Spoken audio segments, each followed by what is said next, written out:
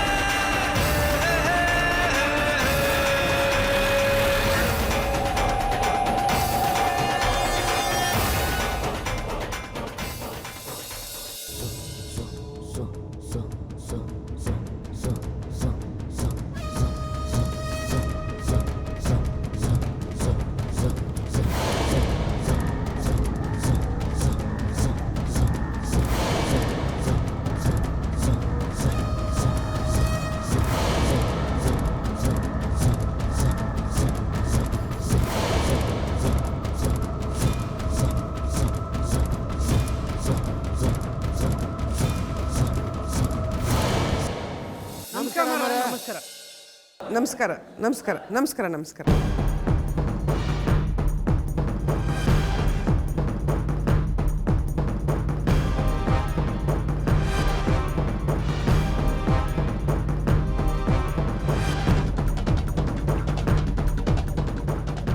ಇದೇನಿದು ಇಡೀ ರಂಗೇನಹಳ್ಳಿನೇ ಅಟ್ಟಿ ತಗ ಬಂದ್ಬಿಟ್ಟದೆ. ಇದೇನ್ರವ ಹಿಂಗೆ ಕೇಳ್ತೀರಾ? ಅಟ್ಟಿತಕ್ಕೆ ಮುದ್ದೆಗೌಡರು ಹೇಳ್ ಕಳಿಸಿದ್ರು, ಅದಕ್ಕೆಲ್ಲ ನಾವೆಲ್ಲ ಬಂದಿದ್ದೀವಿ. ಅಷ್ಟೇ ಅಲ್ಲ ಕಣ್ರವ, ಎಲ್ರಿಗೂ ಹೊಸ ಬಟ್ಟೆ ಕೊಡ್ತಾರೆ ಅಂತ ಹೇಳಿದ್ರು. ಅದಕ್ಕೆ ಹಳ್ಳಿಯವ್ರನ್ನೆಲ್ಲ ಅಟ್ಟಿ ತಗ ಬರೋಕ್ಕೆ ಹೇಳು ಅಂತ ಅಣ್ಣನ ತಾವು ನಾನು ಹೇಳಿದ್ನೆ.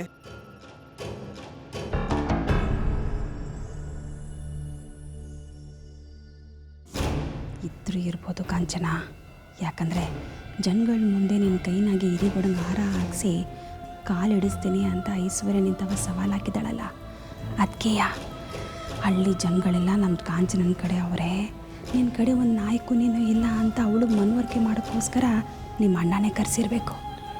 ನೋಡೋ, ನೀನು ಈ ಅವಕಾಶನ ಬಿಡಬೇಡ. ನಿನ್ನ ಗತಿ ಏನು ಅನ್ನೋದನ್ನ ಹಿಂಗೆ ನಿಭಾಯಿಸ್ಕೊಂಬ.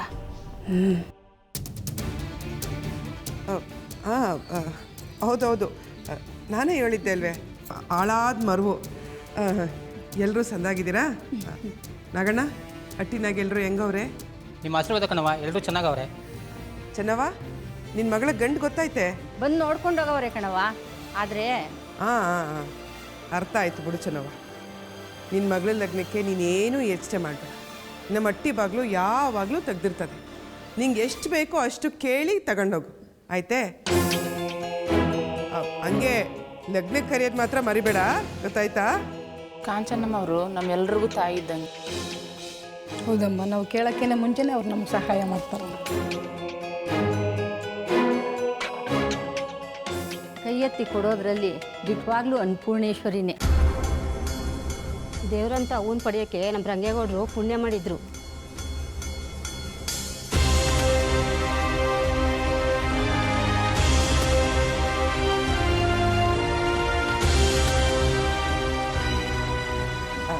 ಅದಕ್ಕೆ ದಿನಸಿ ಕೋಣೆನಾಗಿಟ್ಟಿರೋ ಹೊಸ ಬಟ್ಟೆಗಳನ್ನೆಲ್ಲ ತಗೊಂಬಾವು. ಅಯ್ಯ ಕಾಂಚನ, ಅದನ್ನ ಸಂಕ್ರಾಂತಿ ಹಬ್ಬಕ್ಕೆ ಕೊಡಬೇಕು ಅಂತ ತಾನೇ ತರಿಸಿರೋದು. ಅದಕ್ಕೆ ಜನಗಳ ಮುಂದೆ ಒಳ್ಳೆ ಹೆಸರು ತಗೊಳಕ್ಕೆ ಅಲ್ಲಿಗಂಟ ಯಾಕೆ ಕಾಯ್ಬೇಕಿಳು? ಈಟೋ ತನಕ ಅವರೆಲ್ಲ ನನ್ನ ಹೊಗಳು ಮಾತಾಡಿದ್ದು ಕೇಳಿಸ್ಕೊಂಡೆ ತಾನೆ. ಎಣ್ಣೆ ಬಂದ ಕಣ್ಣು ಮುಚ್ಕೊಂಡ್ರು ನಮಗೆ ಒಳ್ಳೆ ಹೆಸರು ತಗೊಳಕ್ಕೆ ಸಂಕ್ರಾಂತಿ ಬರೋಗಂತ ಕಾಯ್ಬೇಕೆ? ನಂಗೆ ಅಷ್ಟು ತಾಳ್ಮೆ ಇಲ್ಲ. ಆವಾಗ ಇನ್ನೊಂದು ಕಿತ್ತ ತರಿಸಿದ್ರಾಯ್ತು. ಹೋಗಿ ಬಿರ್ನೆ ಅಂತ ತಗೊಂಬಂದ್ಬಿಡು. ಸರಿ.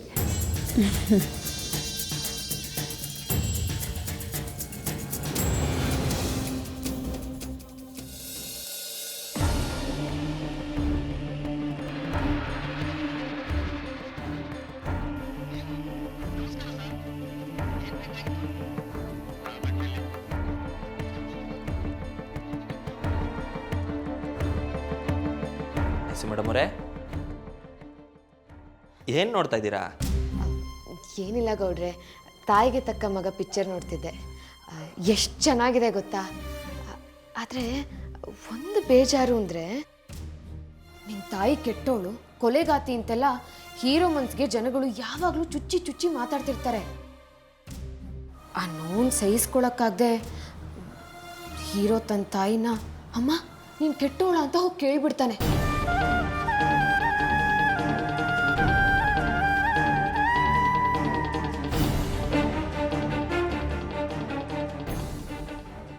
ಐಸು ಮೇಡಮ್ ಅವರೇ, ನಿಮಗೆ ನೋಡೋಕೆ ಅದ್ಬಿಟ್ಟು ಬೇರೆ ಯಾವ ಸಿನಿಮಾನೂ ಸಿಗ್ನಿಲ್ವೇ?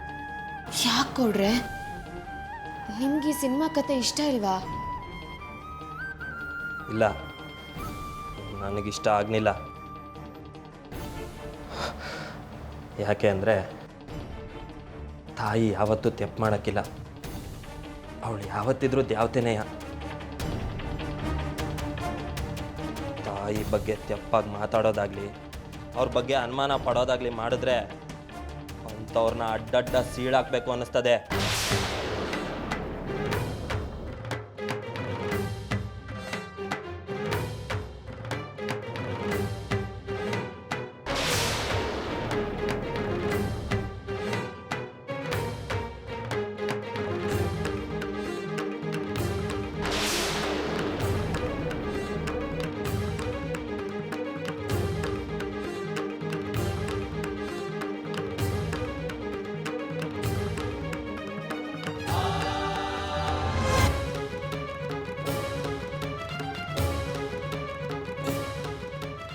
ಬರೀ ಸಿನಿಮಾ ಕತೆ ಹೇಳಿದಕ್ಕೆ ನಿಮ್ಗೆ ಇಷ್ಟೊಂದು ಕೋಪ ಬರ್ತಿದೆ. ನಾನೇನಾದರೂ ಆ ವಿಷಯ ಹೇಳಿದ್ರೆ ಬೇಡ ಬಿಡಿ, ಅದನ್ನು ಕೇಳಿದ್ರೂ ನಿಮಗೆ ಬೇಜಾರಾಗುತ್ತೆ. ಹಂಗೆಲ್ಲ ಏನೂ ಇಲ್ಲ, ಅದೇನು ಅಂತ ಹೇಳಿ. ಬೇಡ ಗೌಡ್ರೆ, ನಿಮಗೆ ನನ್ನ ಮಾತಿಂದ ಬೇಜಾರಾಗೋದು, ಆಮೇಲೆ ಮತ್ತೆ ನೀವು ನನ್ನ ಮೇಲೆ ಕೋಪ ಮಾಡಿಕೊಂಡು ಮಾತು ಬಿಡೋದು, ಆಮೇಲೆ ಅತ್ತೆ ಬಂದು ನಮ್ಮಿಬ್ರು ಒಂದು ಮಾಡೋದು, ಇದೆಲ್ಲ ಯಾಕೆ? ನಾನು ಕೇಳಿಸ್ಕೊಂಡಿರೋ ವಿಷಯನ ಕೇಳಿಸ್ಕೊಂಡೇ ಇಲ್ಲ ಅನ್ನೋ ಹಂಗೆ ಮರ್ತು ಬಿಡ್ತೀನಿ.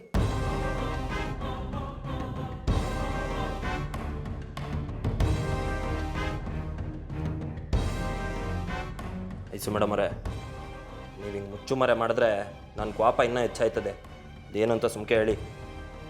ಗೌಡ್ರೆ, ಒಂದು ಮಾತು ಹೇಳ್ತೀನಿ. ನೀವು ಹೇಗೆ ನಿಮ್ಮ ತಾಯಿನ ದೇವರು ಅಂತ ಅಂದ್ಕೊಂಡಿದ್ದೀರೋ ಹಾಗೆ ನಾನು ಅತ್ತೆನ ಅದೇ ಸ್ಥಾನದಲ್ಲಿಟ್ಟು ನೋಡ್ತಿದ್ದೀನಿ.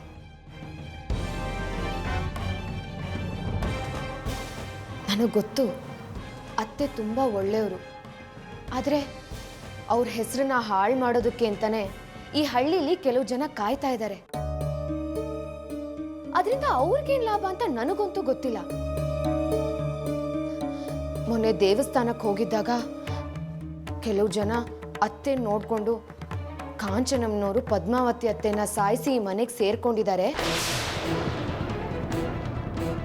ಅಷ್ಟೇ ಅಲ್ಲ, ಹಿರೇಗೌಡ್ರನ್ನ ಜೈಲಿಗೆ ಕಳಿಸಿರೋದ್ರಿಂದ ಅವ್ರ ನಡುವೆ ಸಂಬಂಧ ಕಿತ್ತೋಗಿದೆ.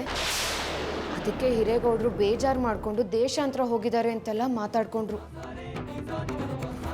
ಆಗ ಅತ್ತೆ ಮುಖ ಎಷ್ಟು ಚಿಕ್ಕದಾಯ್ತು ಗೊತ್ತಾ? ಯಾರೋ ಮಾಡಿರೋ ಕಳಂಕ ನಾನು ಹೊರಬೇಕಾಗಿದೆ, ಹೇಗಾದರೂ ಮಾಡಿ ಈ ಕಳಂಕ ಹೋಗೋ ಹಾಗೆ ಮಾಡು ಐಶ್ವರ್ಯ ಅಂತ ನನ್ನ ಹತ್ರ ಕೇಳ್ಕೊಂಡ್ರು. ಮಾತಾಡ್ದವ್ರು ಯಾರು ಅಂತ ಹೇಳಿ ಮೇಡಮ್ ಅವರೇ. ಈಗಲೇ ಅವ್ರನ್ನ ಹುಟ್ಟನಿಲ್ಲ ಅನ್ಸ್ಬಿಡ್ತೀನಿ. ನೋಡಿದ್ರ ಆಗ್ಲೇ ನಿಮಗೆ ಕೋಪ ಬಂದಾಯ್ತು. ಇದರಲ್ಲಿ ಹಳ್ಳಿಯವ್ರ ತಪ್ಪೇನಿದೆ? ಎಲ್ಲ ನಮ್ದೇ ಇರೋದು. ಮಾವ ಈ ಮನೆಗೆ ಬಂದು ಎಷ್ಟು ದಿವಸ ಆಯ್ತು? ಅವ್ರು ಮತ್ತೆ ಮನೆಗೆ ಬಂದಿದ್ದಾರೆ, ಅತ್ತೆ ಜೊತೆ ಹೊಂದಾಣಿಕೆಯಿಂದ ಸಂಸಾರ ಮಾಡ್ಕೊಂಡು ಹೋಗ್ತಿದ್ದಾರೆ ಅನ್ನೋ ವಿಷಯ ನಮ್ಮನೆಯವ್ರಿಗೆ ಬಿಟ್ರೆ ಈ ಹಳ್ಳಿನಲ್ಲಿ ಒಬ್ರಿಗಾದ್ರೂ ಗೊತ್ತಿದ್ಯಾ? ಈಗ ಅದಕ್ಕೆ ನಾನು ಏನು ಮಾಡು ಅಂದಿರಾ? ಅತ್ತೆಗೆ ಅಂಟ್ಕೊಂಡಿರೋ ಕಳಂಕ ಹೋಗಬೇಕು ಅಂತಂದರೆ ಹಳ್ಳಿ ಜನಗಳನ್ನೆಲ್ಲ ಮನೆಗೆ ಕರೆಸಿ ನೀವು ಅಂದ್ಕೊಳ್ಳೋ ಹಾಗೆ ನಮ್ಮ ಸಂಸಾರದಲ್ಲಿ ಯಾವುದೇ ರೀತಿ ಸಮಸ್ಯೆ ಇಲ್ಲ ಅನ್ನೋ ವಿಷಯನ ಅವ್ರಿಗೆ ತಿಳಿಸಿ ಮತ್ತೆ ಮಾವನ ಎಲ್ರಿಗೂ ಪರಿಚಯ ಮಾಡಿಸ್ಬೇಕು. ಪ್ಲೀಸ್ ಗೌಡ್ರೆ, ಅತ್ತೆ ಎಲ್ಲಾನು ಬಾಯ್ ಬಿಟ್ಟು ಹೇಳಲ್ಲ, ನಾವೇ ಅರ್ಥ ಮಾಡ್ಕೋಬೇಕು. ಅದಕ್ಕೆ ಅವ್ರ ಆಸೆ ಈಡೇರಿಸ್ಬೇಕು ಅಂತ ನಾನೇ ಒಂದು ಪ್ಲ್ಯಾನ್ ಮಾಡಿದ್ದೀನಿ. ಅದಕ್ಕೆ ನಿಮ್ಮ ಒಪ್ಪಿಗೆ ಬೇಕು. ಐಸು ಮೇಡಮ್ ಅವರೇ, ನೀವು ಅವನ ಸಂತೋಷಕ್ಕೋಸ್ಕರ ಈಟೆಲ್ಲ ಕಷ್ಟಪಡ್ತಿರ್ಬೇಕಾದ್ರೆ ನಾನು ನಿಮ್ಗೆ ಸಹಾಯ ಮಾಡಲ್ಲ ಅಂತೀನ? ಅದು ನನ್ನ ಕರ್ತವ್ಯ ಅಂದ್ಕೊಂಡು ಮಾಡ್ತೀನಿ. ಅದೇನು ಅಂತ ಹೇಳಿ. ಅದು ನಿಮಗೆ ಹೇಳೋಕ್ ಮೊದಲು ಮಾವನ ಹತ್ರ ಒಪ್ಪಿಗೆ ತಗೊಂಡು ಬರ್ತೀನಿ. ಹಾಂ,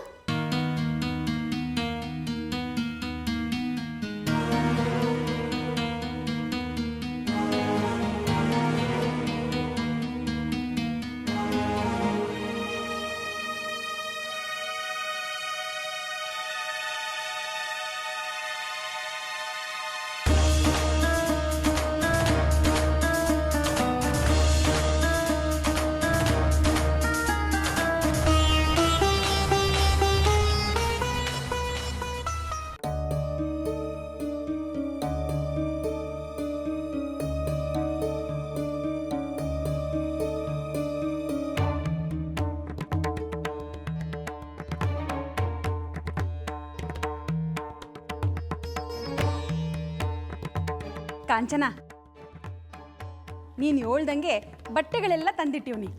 ಸರಿ.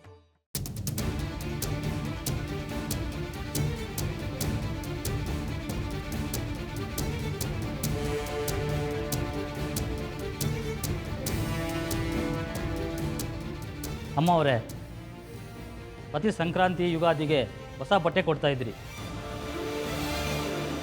ಈಗ ಎರಡಬ್ಬನೂ ಮುಗಿದೋಗಿದೆ. ಈಗ ಎಲ್ರಿಗೂ ಹೊಸ ಬಟ್ಟೆ ಕೊಡ್ತಾ ಇದ್ದೀರಾ, ಏನು ವಿಶೇಷ? ನಮ್ಮ ಕಾಂಚನ ಯಾರಿಗಾದ್ರೂ ಏನಾದ್ರು ಕೊಡಬೇಕು ಅಂದರೆ ಅದಕ್ಕೆ ಯಾವುದೇ ಹಬ್ಬ ಹರಿದಿನ ಬರೋಗಂಟ ಕಾಯೋ ಅವಶ್ಯಕತೆನೇ ಇಲ್ಲ. ಅವಳ ಮನಸ್ಸಿಗೆ ಯಾವಾಗ ಯಾವಾಗ ಖುಷಿ ಅನ್ಸೋದೋ ಅವಾಗೆಲ್ಲ ಹಿಂಗೆ ಎಲ್ರೂ ಅಟ್ಟಿಗೆ ಕರೆಸಿ ಉಡುಗೊರೆ ಕೊಟ್ಟು ಅವ್ರ ಜೊತೆನಾಗ ತನ್ನ ಸಂತೋಷ ಹಂಚ್ಕೊಳ್ಳೋದು ಮೊದಲಿಂದನೂ ನಡ್ಕೊಂಡು ಬಂದಿರೋ ಸ್ವಭಾವ. ನೀವೆಲ್ಲ ಅವಳ ಮ್ಯಾಕೆ ಈಟೊಂದು ಪಿರುತಿ ವಿಶ್ವಾಸ ಮಡಿಕೊಂಡಿರೋದು ನೋಡಿ ಅವಳ ಮನಸ್ಸಿಗೆ ಸ್ಯಾನೆ ಸಂತೋಷ ಆಗೈತೆ. ಅದಕ್ಕೆ ನೋಡಿ ಹಬ್ಬ ಬರೋಕ್ ಮುಂಚೆನೆಯ ನಿಮ್ಮೆಲ್ರಿಗೂ ಈ ಉಡುಗೊರೆ ಕೊಡ್ತಾವಳೆ. ನೋಡಿ ನೋಡಿ, ಸುಮ್ಕೆ ಹಂಗೆ ತಗೊಂಡು ಹೋಗೋಂಗಿಲ್ಲ. ಹಳ್ಳಿ ಹಳ್ಳಿಗೂ ಕೇಳ್ಸೋಂಗೆ ನಮ್ಮ ಕಾಂಚನಗೆ ಜೈಕಾರ ಆಗ್ಬೇಕು, ತಿಳಿತೆ?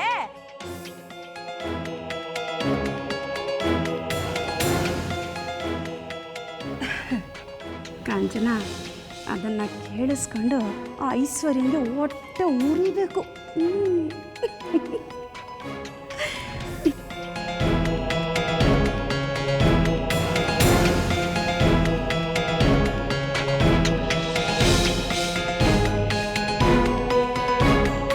ಏನು ನಡೀತಾ ಇದೆ ಇಲ್ಲಿ?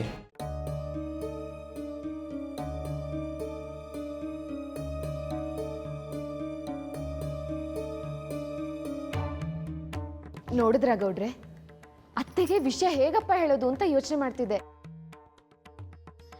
ಈಗ ನೋಡಿ, ಅವರೇ ಅವ್ರ ಮದುವೆ ವಾರ್ಷಿಕೋತ್ಸವನ ಬಡವರಿಗೆ ಹಣ ಬಟ್ಟೆ ಎಲ್ಲ ಕೊಟ್ಟು ಆಚರಿಸ್ಕೋತಾ ಇದ್ದಾರೆ.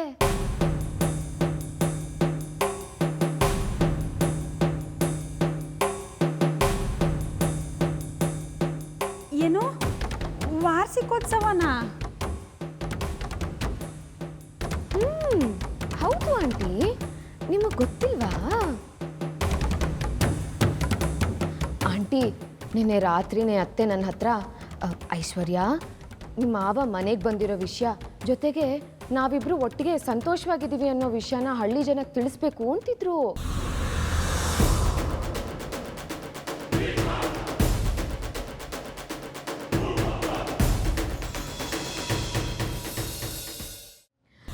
ಯಾಕಂದ್ರೆ ಎಲ್ಲರೂ ಅತ್ತೆನೇ ಬೇಕು ಅಂತ ಪದ್ಮಾವತಿ ಅತ್ತೆನ ಕೊಲೆ ಮಾಡಿ ಈ ಮನೆ ಮಹಾರಾಣಿ ಪಟ್ಟನ ಕಿತ್ಕೊಂಡಿದ್ದಾರೆ ಅಂತ ಮಾತಾಡ್ಕೋತಿದ್ದಾರೆ. ಅಂಥದ್ದೆಲ್ಲ ಏನೂ ಇಲ್ಲ, ನಾವೆಲ್ಲ ಚೆನ್ನಾಗಿದ್ದೀವಿ ಅಂತ ತೋರಿಸ್ಕೊಳ್ಳೋದಕ್ಕೆ ಮದುವೆ ವಾರ್ಷಿಕೋತ್ಸವಕ್ಕಿಂತ ಒಳ್ಳೆ ದಿವಸ ಯಾವುದಿದೆ ಅಂತಂದ್ರು.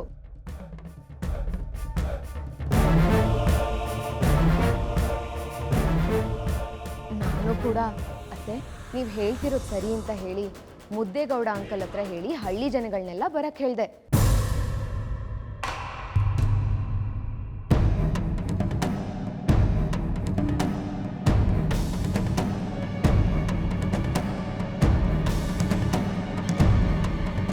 ನೀವೇ ಹೇಳಿ ಗೌಡ್ರೆ, ಅತ್ತೆನೂ ಎಷ್ಟು ದಿನ ಅಂತ ಕಳಂಕ ಹೊತ್ಕೊಂಡು ನೋವು ಸಹಿಸ್ಕೊಂಡಿರ್ಬೇಕು ಅಲ್ವಾ ಅತ್ತೆ? ಹೂ ಕಣ್ಮಗ, ಐಶ್ವರ್ಯ ಹೇಳ್ತಿರೋದು ದಿಟ. ಅವ್ರ ವಿಷಯ ಜನಗಳಿಗೆಲ್ಲ ಗೊತ್ತಾಗಲಿ ಅಂತಲೇ ನಾನು ಅವಳು ಮಾತಾಡಿಕೊಂಡು ಈ ತೀರ್ಮಾನಕ್ಕೆ ಬಂದು.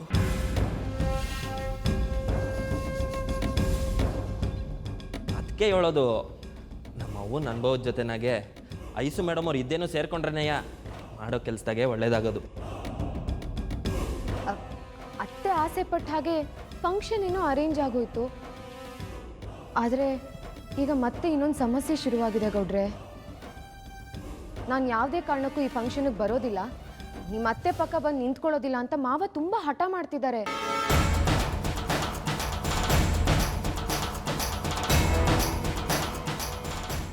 ನಾನು ಎಷ್ಟೇ ಹೇಳಿದ್ರು ಕೇಳ್ತಾನೆ ಇಲ್ಲ. ಏನು ಮಾಡೋದಿವಾಗ?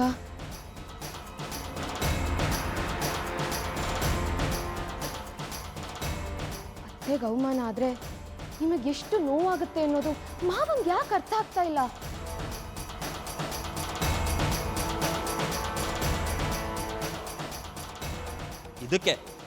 ಇದಕ್ಕೆ ಆ ವಯ್ಯನ್ ಕಂಡ್ರೆ ನನಗೆ ಪಾಪ ಬರೋದು. ಅವನ್ ಕ್ಷಮಿಸೋ ಗುಣ ಅದೇ ಹೊರ್ತು ದ್ವೇಷ ಮಾಡೋದು ಗೊತ್ತಿಲ್ಲ ಅಂತ ಅವ್ನಿಗೆ ಅರ್ಥ ಮಾಡಿಸ್ಬೇಕು. ನಮ್ಮ ಅವ್ವನ ಹೆಸ್ರಿಗೆ ಮಸಿ ಬೆಳೆಯೋಕ್ಕಾಯ್ತದೆ, ನಾವು ಕರೆದ್ರೆ ಬರಕ್ಕೆ ಹಾಕಿಲ್ವಂತ ಮಾಡ್ತೀನಿರೋ ಅವನಿಗೆ.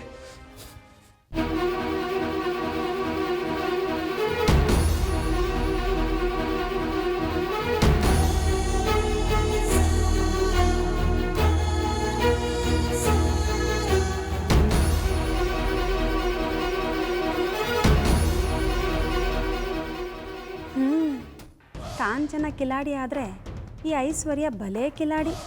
ಅವಳನ್ನ ಕೆಡವಕ್ಕೆ ಸರಿಯಾದ ಕೆಡ್ಡನೇ ತೋಡ್ಕೊಂಡಿರೋಂಗವಳೆ.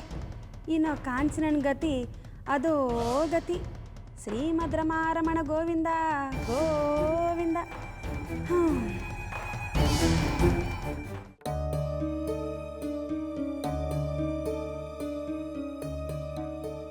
ಅಲ್ಲ ಕಣ್ಮಗ, ಅಲ್ಲಿ ನೋಡಿದ್ರೆ ಎಲ್ಲರೂ ನಿಂಗೋಸ್ಕರ ಕಾಯ್ತಾವ್ರೆ.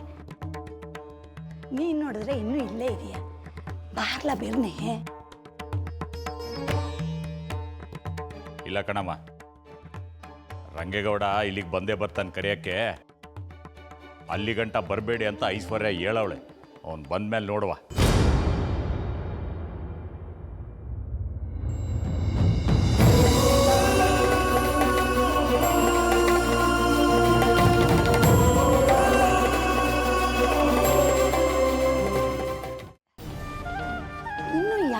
ಅಂತೀನಿ ಐಶ್ವರ್ಯ ಈ ಹತ್ತಿ ಸಂದಾಕಿರ್ಲಿ ಅಂತ ತಾನೇ ಈಟೆಲ್ಲ ಮಾಡ್ತಾ ಇರೋದು. ಇನ್ನು ಹೋಗಕ್ಕಿಲ್ಲ ಅಂತ ನಿಂತ್ಕೊಂಡ್ರೆ ಹೆಂಗೆ ಹೇಳು? ಇಲ್ಲ ಕಣಮ್ಮ, ಕಾಂಚನನ್ ಜೊತೆ ನಿಂತ್ಕೊಳ್ಳೋಕ್ಕೆ ನಂಗೊಂಚೂರು ಇಷ್ಟ ಇಲ್ಲ, ಆಗಕ್ಕಿಲ್ಲ. ಅನ್ಕೊಂಡೆ ಅವ್ವನೂ ಮಗನೂ ಸೇರಿಕೊಂಡು ನಾನು ಹೊಡೆದಂಗೆ ಮಾಡ್ತೀನಿ, ನೀನು ಹತ್ತಂಗೆ ಮಾಡು ಅಂತ ನಾಟಕ ಮಾಡಿಕೊಂಡು ನಮ್ಮ ಅವ್ವನ ಮರವಾದೆ ತೆಗಿಬೇಕು ಅಂತ ಪ್ಲಾನ್ ಮಾಡಿದ್ದೀರಾ ಅಂತ. ನೋಡೋ, ನಿಮ್ಮ ಆಟ ಎಲ್ಲ ನನ್ನ ತಾವು ನಡೆಯೋಕ್ಕಿಲ್ಲ. ಅಲ್ಲಿ ಹಳ್ಳಿ ಜನ ಎಲ್ಲ ನಮ್ಮ ಅವ್ವನ ಬಗ್ಗೆ ಹಗುರವಾಗಿ ಮಾತಾಡ್ತಾ ಇರೋದನ್ನ ನನ್ನ ಕೆಲಸ ಇಸ್ಕೊಳಕ್ಕಾಯ್ತಿಲ್ಲ. ನಮ್ಮ ಅವ್ವನೂ ಅವಳ ಮನಸ್ಸಲ್ಲಿರೋದನ್ನ ಹೇಳ್ಕೊಳಕ್ಕಾಗದೆ ಏಟೋ ಒಂದು ಒದ್ದಾಡ್ತಾವಳೆ ಅಂತ ನಿನಗೇನಯ್ಯ ಗೊತ್ತು? ನೋಡೋ, ಮರವಾದೆಯಿಂದ ನನ್ನ ಕುಟೆ ಬಂದು ನಮ್ಮ ಅವನ ಪಕ್ಕ ನಿಂತ್ಕೋ. ರಂಗೇಗೌಡ, ನೀನು ಹಿಂಗೆ ಎದುರಿಸಿದ್ರೆ ಬೆದರಿಸಿದ್ರೆ ನಾನೇನು ಬರೋಕ್ಕಿಲ್ಲ. ನೀನೇನೋ ನಾನು ಬಂದು ನಿಮ್ಮ ಅವನ ಪಕ್ಕದಾಗ ನಿಂತ್ಕೋಬೇಕು ಅಂತ ಆಸೆ ಪಡ್ತೀಯ. ಆದರೆ ಬಂಜನಗಳು ಮದುವೆ ವಾರ್ಷಿಕೋತ್ಸವ ಅಂದರೆ ಸಂಪ್ರದಾಯಕ್ಕೆ ಆಹಾರ ಬದಲಾಯಿಸ್ಕೋಬೇಕು, ಹೆಂಡತಿ ಆದವಳು ಗಂಡನ ಪಾದಕ್ಕೆ ಬಿದ್ದು ಆಶೀರ್ವಾದ ತಗೋಬೇಕು ಅಂತ ಹೇಳ್ತಾರೆ.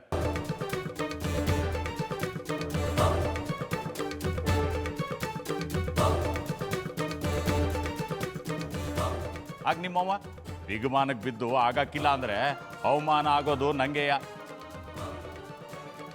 ಅದಕ್ಕೆ ನಾನು ಬರಬಾರ್ದು ಅಂತ ಅನ್ಕೊಂಡಿದ್ದೀನಿ.